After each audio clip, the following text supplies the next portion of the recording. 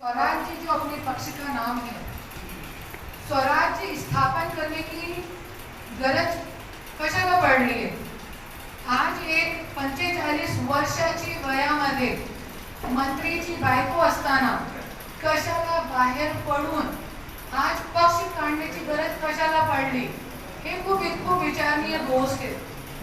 ज्या वेळे मला 2 वेळे जेलमध्ये टाकला गेला त्यावेळे जे अवस्था मी बघितलेली आहे जेलमध्ये, त्यावेळे मी विचार केला की आज आपण तो घरामध्ये होती मी, त्यावेळे मला हे संसार खूप असा कमलपुष्प सारखा वाटत होता आणि सुखी सुख मला असं वाटत होता. पण जेलमध्ये ज्यावेळी मी बघितलेला की आज जे घरोघर अन्याय करणारे लोक आहेत ते व्हाईट कॉलर गुंडे म्हणून बाहेर बसलेले आहेत आणि जे इनोसेंट लोक आहेत, निर्दोष लोक आहेत, ते जेलमध्ये सजा काटत आहेत गेले 10 वर्षापासून.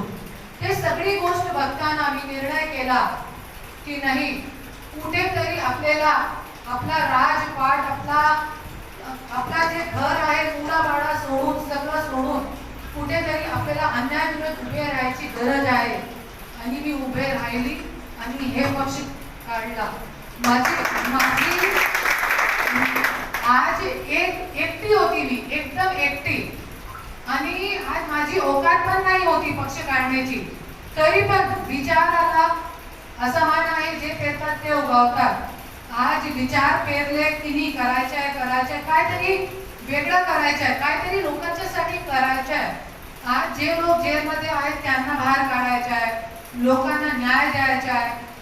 आज कशाला त्याच्या पाठीमागे कोण आहे?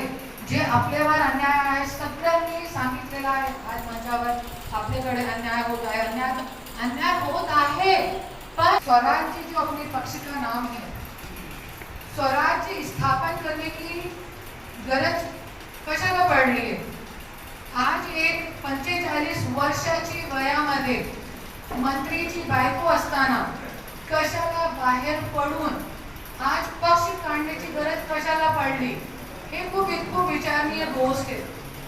ज्या वेळे मला 2 वेळे जेलमध्ये टाकला गेला त्यावेळे जे अवस्था मी बघितलेली आहे जेलमध्ये, त्यावेळे मी विचार केला की आज आपण तो घरामध्ये होती मी, त्यावेळे मला हे संसार खूप असा कमलपुष्प सारखा वाटत होता आणि सुखी सुख मला असं वाटत होता.